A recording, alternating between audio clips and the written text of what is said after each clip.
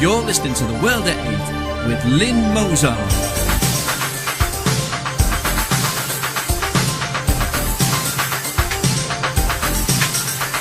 The World at 8, the number one in nationalist news. Highlights of the news today, Friday the 1st of March, White Rabbit Day. Terror suspects have British passports torn up. College lecturer confronts teenage bullies and she goes to court. Muslims to sue over prison meat. French unemployment hits record high. Tuberculosis, an old plague, comes back stronger. Nick Griffin MEP from the belly of the beast. Beware circumcision. South African hair thieves targeting dreadlocks. There's a giraffe in my kudu. Thought for the day, the truth, the whole truth, and nothing but. And finally, 4 police cars and 1 helicopter chase a moped rider.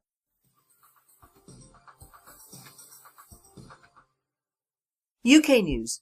At least 20 terror suspects have British passports torn up in security crackdown to stop them returning to the UK. In the last 2 years alone, Home Secretary Theresa May has stripped British citizenship from 16 individuals considered to pose a threat to the United Kingdom. Rules in place for a decade allow ministers to act to revoke passports in a bid to target the so-called enemy within. The Home Office today defended the policy from claims it was equivalent to medieval exile, insisting that British citizenship was a privilege, not a right. Officials said that from 2002 to September last year, 20 citizens were stripped of their passports. A report by the Bureau for Investigative Journalism, published in The Independent today, suggested the number is 21, of which only 2 have successfully appealed. World at 8 says, "This seems too good to be true. Could it be they are finally waking up to the threat?" A college lecturer confronts teenage bullies who punched her 9-year-old son, and she's dragged to court for breaching the peace. Shannon Sibley, 48, was charged with a breach of the peace after her 9-year-old son was punched and had abuse hurled at him by a group of teenagers. Miss Sibley from Carfin, Lancashire, took her car out to find those responsible and confront them after her son had been reduced to tears. The mother of 2 caught up with her son's tormentors, who'd been selling sweets in her housing estate, and after a heated exchange returned home. But she was reported to the police after a witness saw the incident on May the 20th last year. Miss Sibley, a senior lecturer in travel and tourism at Anniesland College in Glasgow, appeared at Hamilton Sheriff Court, where she pleaded guilty to the offence. But Sheriff David Bickett gave her an absolute discharge and told her he understood the reasons for her actions after hearing the case. Today, Tory politician Margaret Mitchell, MSP, blasted prosecutors for allowing the case to reach court. Muslims to sue over prison meat. The government is being sued over the contamination of halal meat in prisons, Prisons Minister Jeremy Wright confirmed yesterday. He told MPs that a small number of claims have been filed and would be robustly defended where appropriate. A number of halal meat pies and pasties supplied to jails were found to contain traces of pork, which Muslims are forbidden from eating. McColgan Quality Foods in County Tyrone was identified as the source of the contamination. A World at 8 reporter comments, "I care, I really, really care."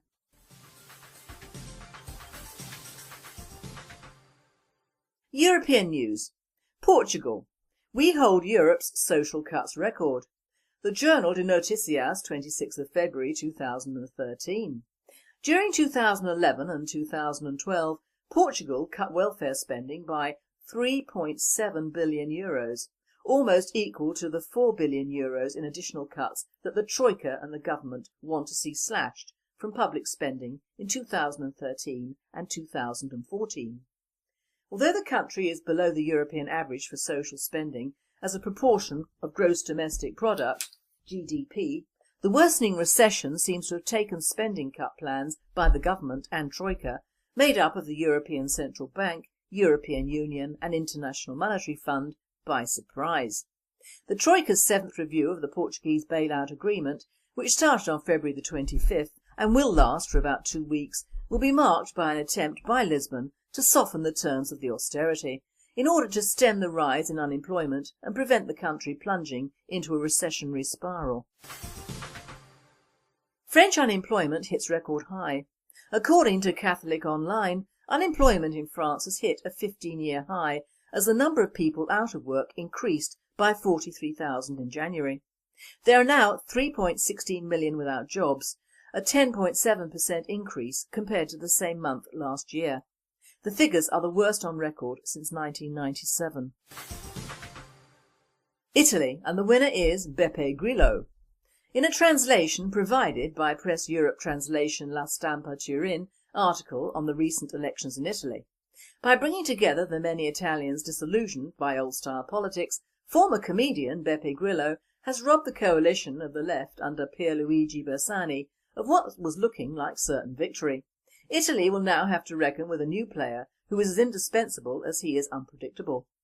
The clear outcome of these elections is that Beppe Grillo has won, and that's an understatement. In a mass uprising at the polls against the elite, at least 1 in 4 voters tick the box for the bearded comic, often without having the courtesy to tell the pollsters, who are also considered part of the elite.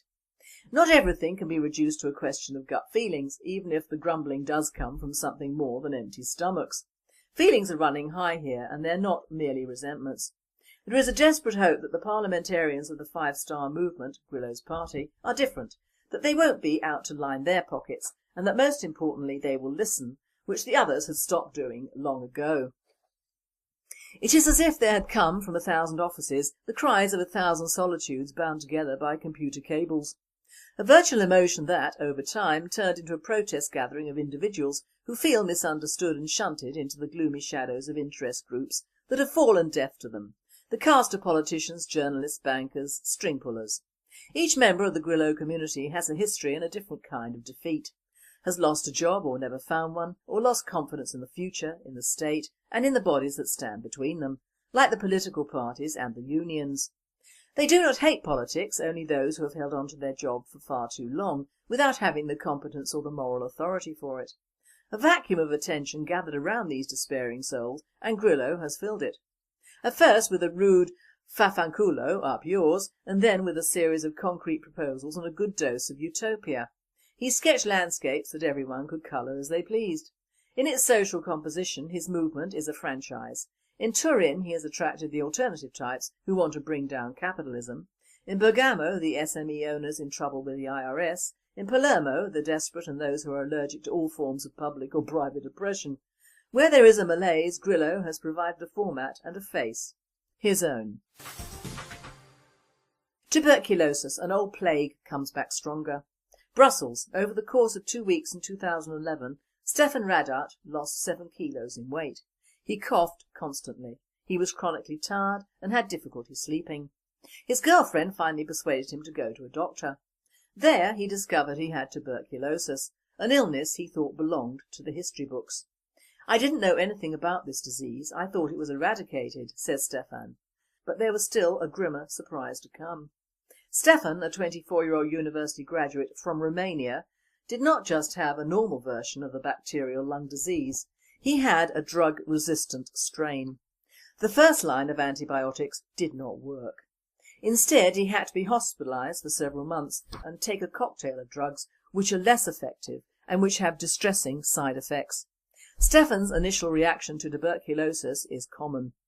But the Great White Plague, normally associated with 19th century workhouses, was never fully beaten. And now several Eastern European countries are fighting an epic battle against a tuberculosis strain that has mutated into a more deadly form. That they succeed in this battle is of direct relevance to all Europeans, and in some countries success is not guaranteed. A World Day spokesman commented, "We all know this is one of the benefits of immigration and enrichment, because it's back in the UK now. To compile the agony for our children and grandchildren, we're having to welcome over 70,000 per year from those infected countries in 2014.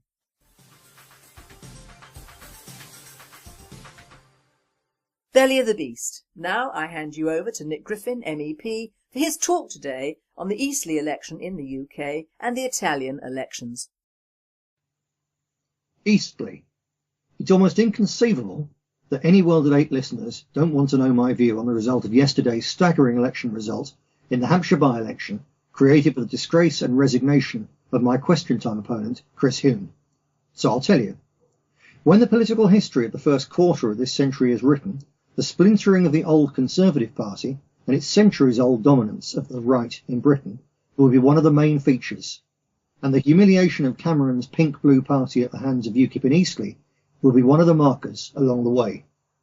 UKIP started out with a 3.6% of the vote in the general election of 2010, an election, incidentally, in which, despite all the propaganda of the media and opposition plants, the BNP beat UKIP in more seats than they beat us, and in which our average percentage was higher than theirs. Had Farage stood in person, they would without doubt have won the seat. That he didn't do so was nothing to do with him being frit by the thought of getting a bad vote. Under the circumstances, that was never on the cards. He dodged the contest precisely because he was afraid of winning, because that would have meant him leaving his fractious band of MEPs, several of whom absolutely hate his guts, unsupervised in Brussels. And, while the cat's away, the mice will always play. And, after a battle between Messrs Batten and Nuttall for control in Brussels, the winner would soon have been making plans for Nigel. Retirement plans, that is. UKIP, you see, is not a stable party. It doesn't have an ounce of tradition or ideological ballast. And the financial and other sleaze skeletons in Farage's closet are always threatening to come tumbling out through the doors the minute the party sails into anything other than calm waters, with a helpful BBC breeze to fill the sails. Even so, the result was a triumph for the BBC and its UKIP puppet, and an unmitigated disaster for the Tories, who now face obliteration in 2015, unless Cameron does a 180-degree U-turn and declares war on the pink-blue tendency of which he is a fully paid-up and leading member. So he won't. The greatest victims of Eastleigh, however, were the English Democrats. This small, Muslim candidate-standing civic nationalist party cost our Simon Darby the West Midlands seat in the last European election, and nearly cost me mine. Although they were never going to overtake us, their ability to appeal to a section of the nationalist vote out there made them a significant danger to us in the past. Not anymore. Already devastated by the loss of their last elected representative, the Mayor of Doncaster, who quit the sinking ED ship last month, the English Dems leader now faces simultaneous internal challenges from the Butler Cuckoos, who entered the party with a takeover bid in mind from the word go, as well as from the party's moderates, a strange mixed bag of Liberals, Muslims and Sinn Féin sympathisers. When the latter group objected to the former's admission 2 years ago, party leader Tilbrook said that the presence of Butler and his clique of crooks, grasses and egomaniacs would give his party, quote, a big boost in electoral credibility, unquote. Tilbrook was still claiming that big electoral strides were within reach just a few weeks back, when he called for the money for 70,000 glossy leaflets for the Eastleigh campaign. The by-election, he claimed, was taking place in circumstances that would provide the EDs with, quote, the perfect storm, unquote. Well, he'll get his perfect storm, all right. A storm of disillusionment, recriminations and financial crisis. Because last night in Eastleigh, the English Democrats scraped just one miserable vote for every 1,000 leaflets they send out through the post. Yes, that's right. The party that was supposed to replace the BNP got just 70 votes in an entire parliamentary constituency. They were beaten not only by the National Health Action Party, the Peace Party, an Independent, and the People Proclaiming Christ's Lordship, but also by the Elvis-loved Pet Party, the monster-raving Loony Party, which got twice as many votes as the EDs, and the Beer, Baccy and Crumpet Party, I do like the sound of that one, which got more votes than its monster-raving rival and the EDs combined. The consequences of Tilbrook's disastrous error in letting into his party the very people who several years ago came close to wrecking ours are now clear for all to see. Even standing in Eastleigh, as recommended by Mr. Butler, the election guru, was a ridiculous thing to do, because it was always going to be the kind of close-run contest in which the non-front runners would get squeezed. That's why not only the BNP, but also Respect and the Greens, who have an MP not so far along the south coast in Brighton, stayed out of it, keeping our powder dry for seats which suit us, as, for example, was the case for us in Rotherham at the end of last year, when, like UKIP last night, we beat the Tories. But such decisions take experience, common sense and discipline.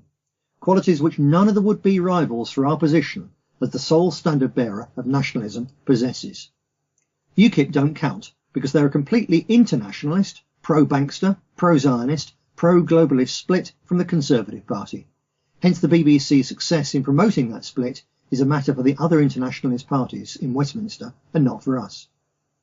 The final point to note from Eastleigh is the fact that, despite the close contest and the added excitement over the presence of an electorally credible safety valve in UKIP, there was a turnout of below 53%. When you add in the people not registered to vote, this means that fewer than half of all potential voters in that overwhelmingly middle-class constituency bothered to vote. That, primarily, is where our great potential lies, with a huge block of people who have noted that all politicians are the same and have given up voting in disgust. They are the people who we must reach, which is why our continuing experiments with community aid projects are so important, because it's not enough to tell them we're different, we have to show them we're different. We have to prove we're different. Despite brutalising the Tories, spelling the death knell for the debt-ridden English Democrats, and providing us with further inspiration for our new concept of applied idealism, the Eastleigh result was only a single by-election in one English constituency. If you want a result that could be a truly significant moment in world history, and which could in due course have an impact on Britain's already desperately sick economy, then the Italian one last weekend was the real deal. The fact that a cliffhanger failed to produce any credible or stable government in Italy isn't the significant point. After all, Italians have a long tradition of getting through more governments than... No, I shouldn't say what I thought about saying. It could damage European relations. But I'm sure you can think of a suitable simile for yourself. It's not so much that whatever new ruling coalition that can be cobbled together is unlikely to see out the year. That's pretty normal for Italy. What's new is the huge surge in votes and the big majority for parties which reject not just the EU's austerity occupation government, but the very idea of allowing Italy's continued crucifixion on the euro. The majority of those Italians who did vote took the opportunity to scream, enough, no more, stuff you euro crisis, and give us back our lira. On top of that, some 40% didn't even bother to go to the polls, but just grumbled angrily about all politicians being the same. The Italians have not yet suffered anything like the pain already endured by the Greeks, and the Eurocrats' problem, reaction, solution, crisis demands that they must feel a lot more pain, as must the peoples of every other country in the arc of depression that stretches from Bulgaria to Portugal. The result of this election tells us that the austerity and EU occupation government drive cannot possibly be imposed and seen through in Italy, or indeed in any European state, through the democratic process. The unstoppable force of the federal EU juggernaut is going to crash into the immovable object of popular refusal to accept economic and social agony at the behest of an out-of-touch and unelected ruling class. The whole thing is now a slow-motion train crash. In the early stages, the damage and the crash will mainly be done to the vulnerable but ultimately immovable masses. In the long run, it will be the hitherto unstoppable EU gravy train that is smashed to pieces. The Europhiles' greatest vulnerability is that they are psychologically incapable of accepting that they cannot force their way through the looming mountain of popular resistance ahead. The other day, I tweeted a photo of a front page that summed it all up. Among the daily pile of Euro junk mail I receive in my office was a copy of the latest publication from the European Economic and Social Committee. Its headline says it all. No setback will ever stop European integration. I couldn't help laughing at the breathtaking mix of arrogance and ignorance. I'm looking forward to the next issue, by which time the Italian crisis will have added a further vicious new twist to the spiral of EU disintegration. What will the headlines say then? What odds on it will all be over by Christmas? Thank you, Nick. That set the record straight on the much publicised Eastleigh elections. Thank you.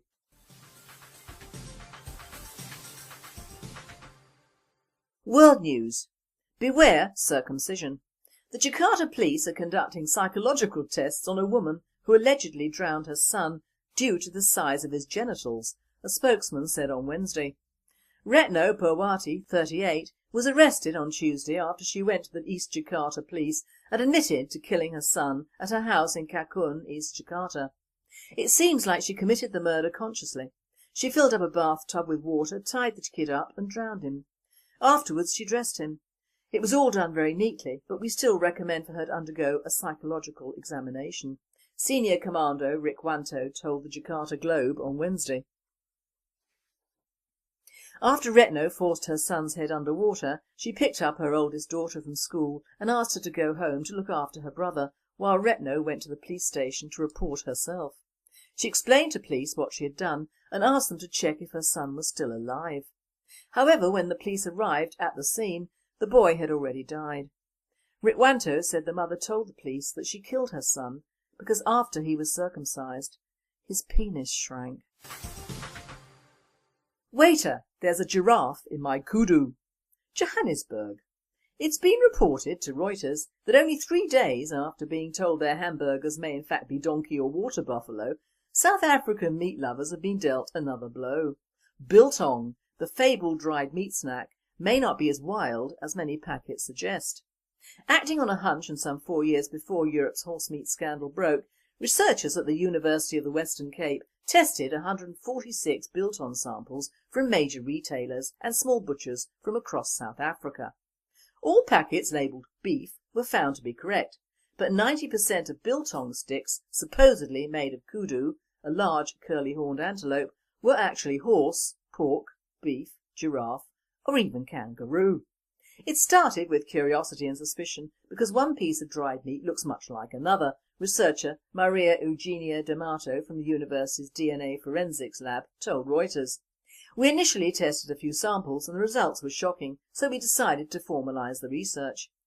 Furthermore, zebra biltong was found to contain meat from the mountain zebra, a species threatened with extinction.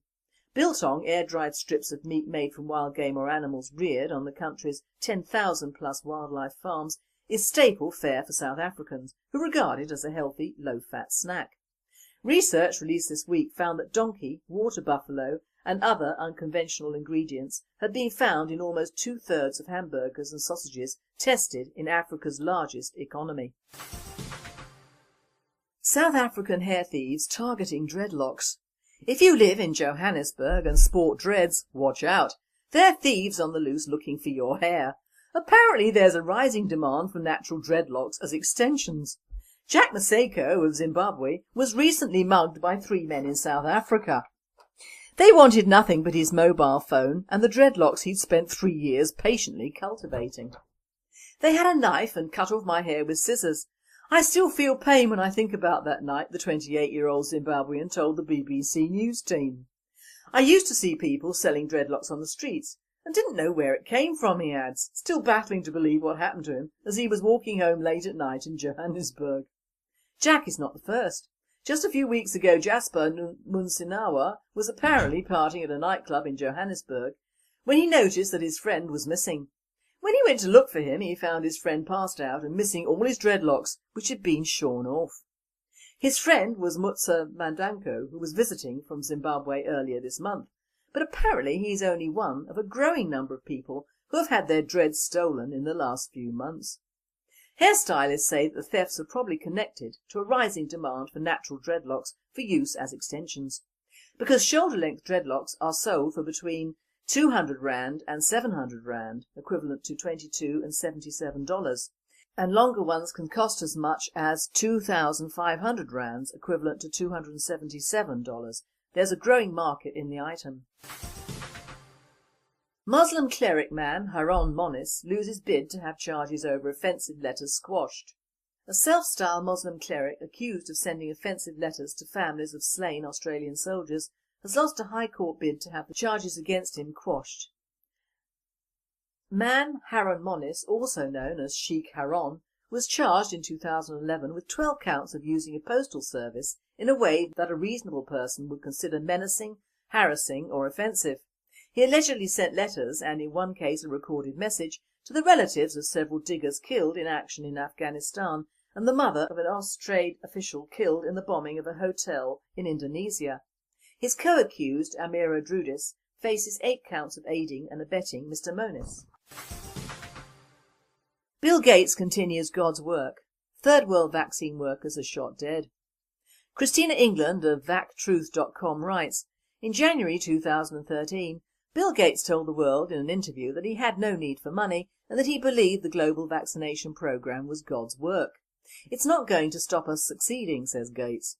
"It does force us to sit down with the Pakistan government to renew their commitments, see what they're doing in security and make changes to protect the women who are doing God's work and getting out to these children and delivering the vaccine." His words came after several vaccine workers administering the polio vaccination in Pakistan were shot dead in January. It appears that although Gates wants to carry on with what he calls God's work, people living in the third world are beginning to make their feelings abundantly clear. It appears that they don't want his vaccines or his charity, as more shootings were reported in Nigeria. They're right to be suspicious because it would not be the first time that vaccines were given with the intention of sterilising women in the third world. In 1995, many third world countries were given a tetanus vaccine containing a birth control drug by the World Health Organization. A World Today writer says, "Gates is a stupid liberal and yet apparently has a guilty I am rich complex. He should be looking after the American people, not this bunch of savages."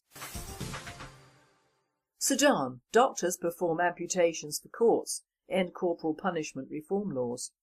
Credible sources in Sudan have reported to Human Rights Watch that government doctors amputated a man's right hand and left foot by court order in Khartoum on February 14, 2013. in violation of the absolute prohibition on torture and cruel, inhuman or degrading punishments, 4 human rights groups said today. The African Centre for Justice and Peace Studies, Human Rights Watch, Redress and Physician for Human Rights called on Sudanese leaders and international actors to condemn the practice immediately and to urge swift reform of Sudanese laws in conformity with Sudan's international human rights commitment.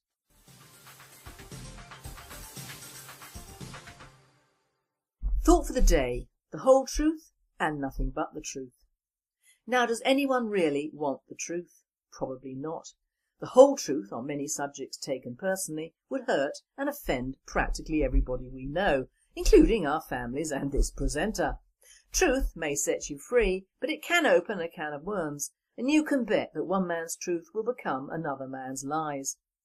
However, there are some truths that need saying, because in certain circumstances it could be viewed as a constructive truth. That is, unless you hear the truth, how can you change yourself or alter the outcome? So here I go with a few Friday truths that might upset a few people, but I've never been known for holding back. I'm sure the comments on World Day will be informative. By the way, keep them coming. They are constructive critiques and most welcome. The truth about Eastleigh. Now, I live near Eastleigh in Hants. I have looked after the SE region for many years as secretary, so know it and the surrounding areas very well.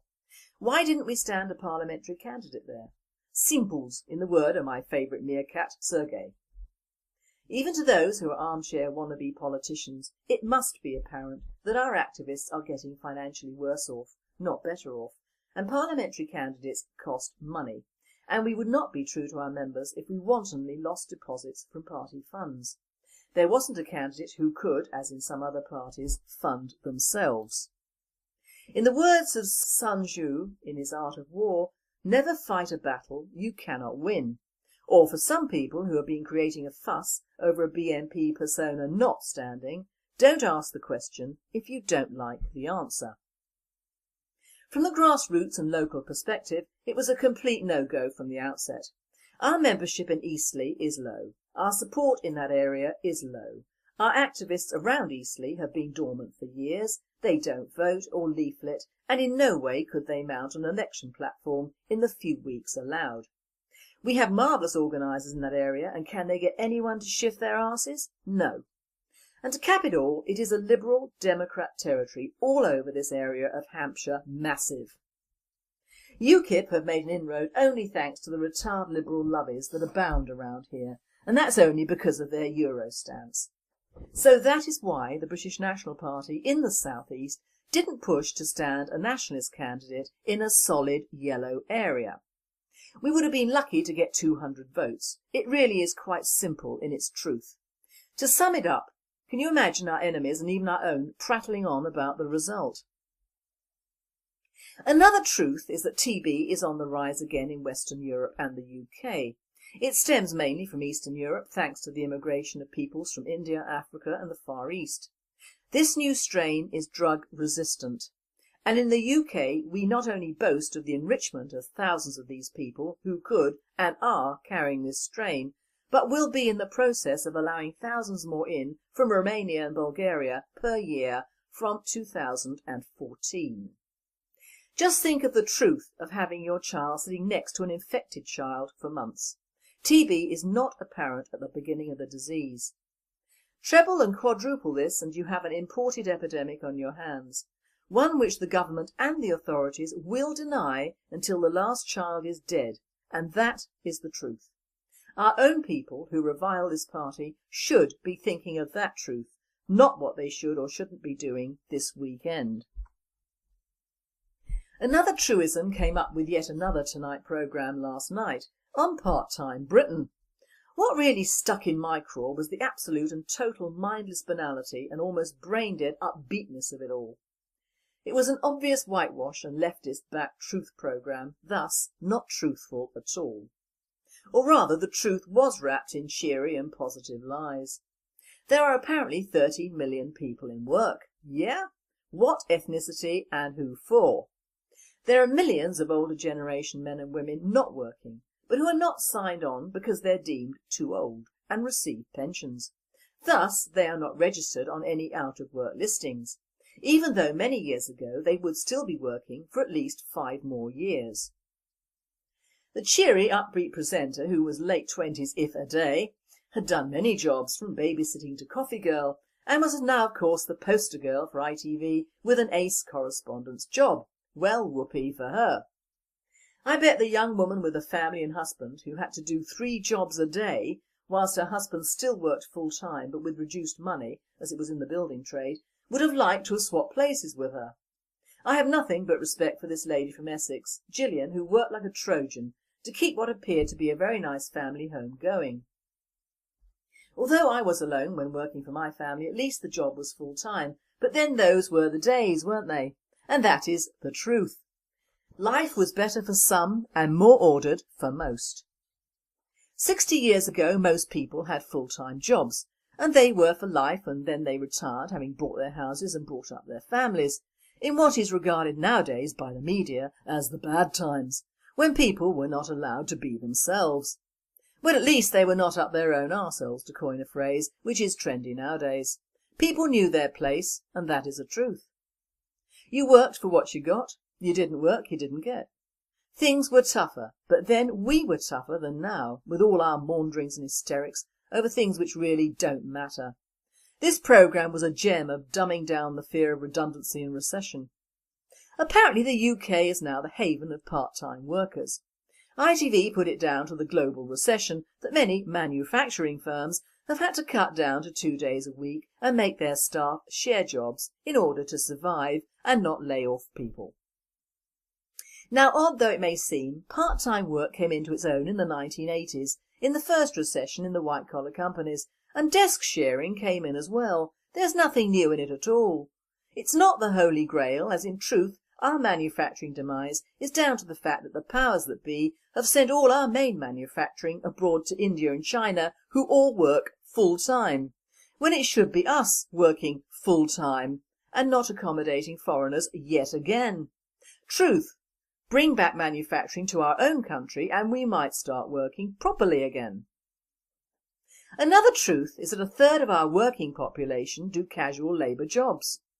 The truth of this is that it shows how bad the working situation is, if that is all people can get. But when you see a young uni graduate working part-time in a hairdresser's and go, ah, wise up, that young lady has a degree in, wait for it, conservation and ecology. Now maybe I'm mad, but what are the unis doing in turning out degrees in what used to be nothing jobs or the realm of the local polytechnic? Hairdressing, false nails, tanning, saving the planet, dog walking or worse still diversity training are all none degrees in my book.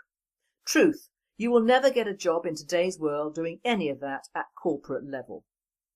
It's yet another nail in the coffin of the young white members of our society, forcing them to downgrade to jobs that even the immigrants don't want to do.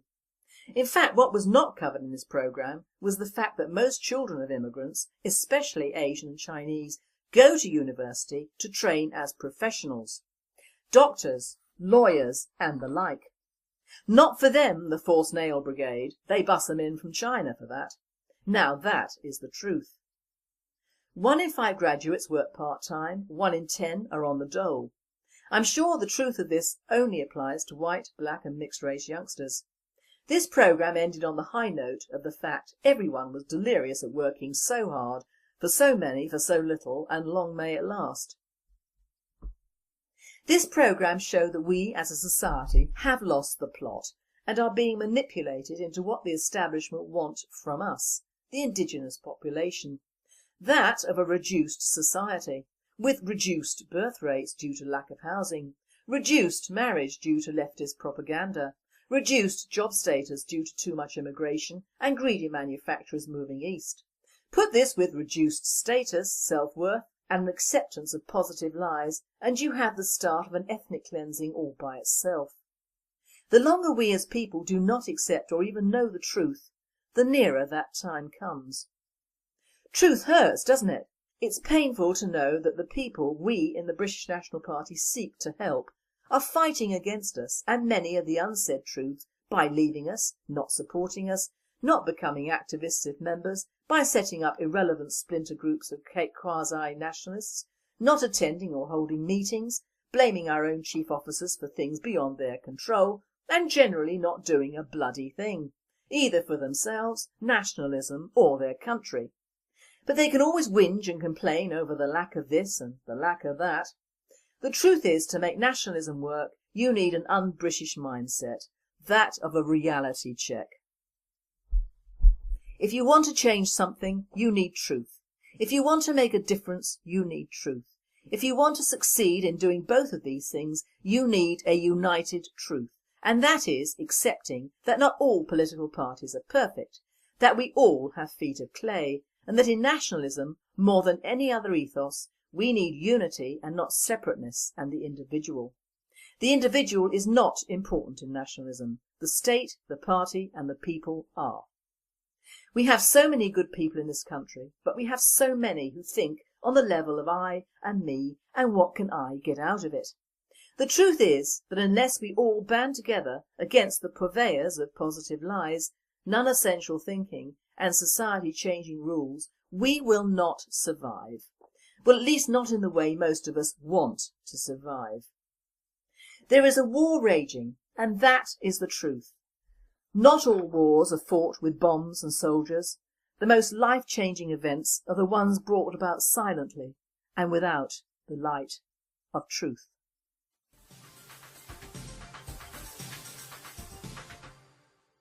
And finally, 4 police cars and a helicopter to chase a man on a 15-mile-per-hour moped. The not-so-nail-biting pursuit where rider even slowed down for speed humps. But police pursuing James Phillips in a decidedly low-speed chase were determined not to be beaten and sent up the force helicopter. That wasn't all. 4 patrol cars were also drafted in as the moped pootled along at 15 miles per hour. And after a not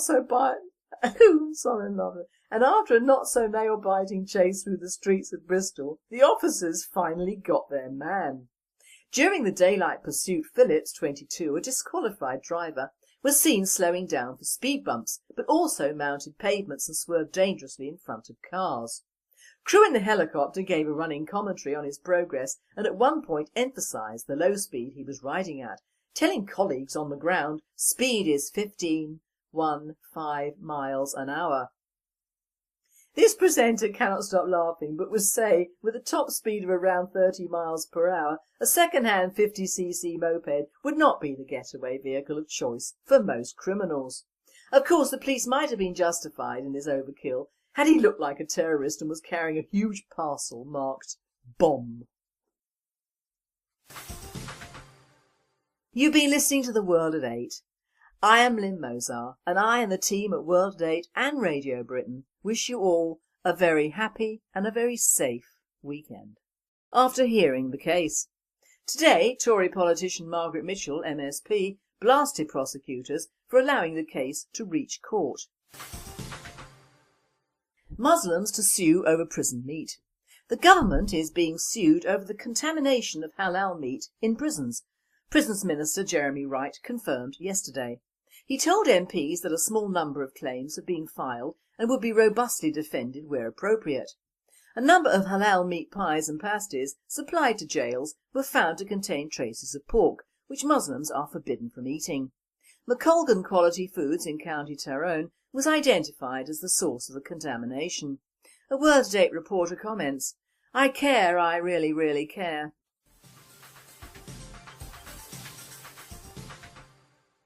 European news. Portugal. We hold Europe's social cuts record. The Journal de Noticias, 26th of February 2013. During 2011 and 2012, Portugal cut welfare spending by €3.7 billion, almost equal to the €4 billion in additional cuts that the Troika and the government want to see slashed from public spending in 2013 and 2014. Although the country is below the European average for social spending as a proportion of gross domestic product, GDP, the worsening recession seems to have taken spending cut plans by the government and Troika, made up of the European Central Bank.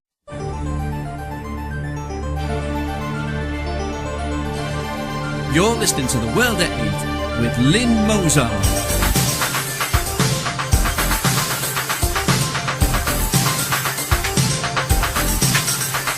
The World at 8, the number one in nationalist news. Highlights of the news today, Friday the 1st of March, White Rabbit Day. Terror suspects have British passports torn up. College lecturer confronts teenage bullies and she goes to court. Muslims to sue over prison meat. French unemployment hits record high. Tuberculosis, an old plague, comes back stronger. Nick Griffin MEP from the belly of the beast. Beware circumcision. South African hair thieves targeting dreadlocks. There's a giraffe in my kudu. Thought for the day, the truth, the whole truth, and nothing but. And finally, 4 police cars and 1 helicopter chase a moped rider.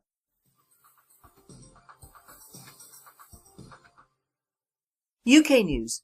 At least 20 terror suspects have British passports torn up in security crackdown to stop them returning to the UK. In the last 2 years alone, Home Secretary Theresa May has stripped British citizenship from 16 individuals considered to pose a threat to the United Kingdom. Rules in place for a decade are reduced to a question of gut feelings, even if the grumbling does come from something more than empty stomachs. Feelings are running high here, and they're not merely resentments. There is a desperate hope that the parliamentarians of the Five Star Movement, Grillo's party, are different, that they won't be out to line their pockets, and that most importantly they will listen, which the others had stopped doing long ago. It is as if there had come from 1,000 offices the cries of 1,000 solitudes bound together by computer cables. A virtual emotion that, over time, turned into a protest gathering of individuals who feel misunderstood and shunted into the gloomy shadows of interest groups that have fallen deaf to them. The cast of politicians, journalists, bankers, string pullers. Each member of the Grillo community has a history and a different kind of defeat. Has lost a job or never found one, or lost confidence in the future, in the state, and in the bodies that stand between them, like the political parties and the unions. They do not hate politics, only those who have held on to their job for far too long, without having the competence or the moral authority for it. A vacuum of attention gathered around these despairing souls, and Grillo has filled it. At first with a rude fafanculo, up yours, and then with a series of concrete proposals and a good dose of utopia. He sketched landscapes that everyone could colour as they pleased. In its social composition, his movement is a franchise. In Turin, he has attracted the alternative types who want to bring down capitalism. In Bergamo, the SME owners in trouble with the IRS. In Palermo, the desperate and those who are allergic to all forms of public or private oppression. Where European Union and International Monetary Fund by surprise. The Troika's 7th review of the Portuguese bailout agreement, which started on February the 25th and will last for about 2 weeks, will be marked by an attempt by Lisbon to soften the terms of the austerity. in order to stem the rise in unemployment and prevent the country plunging into a recessionary spiral. French unemployment hits record high. According to Catholic Online, unemployment in France has hit a 15-year high as the number of people out of work increased by 43,000 in January. There are now 3.16 million without jobs, a 10.7% increase compared to the same month last year. The figures are the worst on record since 1997. Italy, and the winner is Beppe Grillo. In a translation provided by Press Europe Translation La Stampa Turin article on the recent elections in Italy, by bringing together the many Italians disillusioned by old-style politics, former comedian Beppe Grillo has robbed the coalition of the left under Pierluigi Bersani of what was looking like certain victory. Italy will now have to reckon with a new player who is as indispensable as he is unpredictable. The clear outcome of these elections is that Beppe Grillo has won, and that's an understatement. In a mass uprising at the polls against the elite, at least 1 in 4 voters tick the box for the bearded comic, often without having the courtesy to tell the pollsters, who are also considered part of the elite. Not everything can be allowed ministers to act to revoke passports in a bid to target the so-called enemy within. The Home Office today defended the policy from claims it was equivalent to medieval exile, insisting that British citizenship was a privilege, not a right. Officials said that from 2002 to September last year, 20 citizens were stripped of their passports. A report by the Bureau for Investigative Journalism, published in The Independent today, suggested the number is 21, of which only 2 have successfully appealed. World Date says, "This seems too good to be true. Could it be they are finally waking up to the threat?"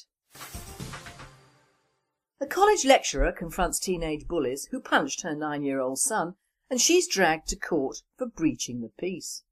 Shannon Sibley, 48, was charged with a breach of the peace after her 9-year-old son was punched and had abuse hurled at him by a group of teenagers.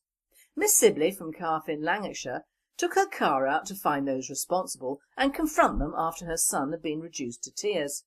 The mother of 2 caught up with her son's tormentors, who had been selling sweets in her housing estate, and after a heated exchange returned home. But she was reported to the police after a witness saw the incident on May the 20th last year. Miss Sibley, a senior lecturer in travel and tourism at Annisland College in Glasgow, appeared at Hamilton Sheriff Court, where she pleaded guilty to the offence. But Sheriff David Bickett gave her an absolute discharge and told her he understood the reasons for her actions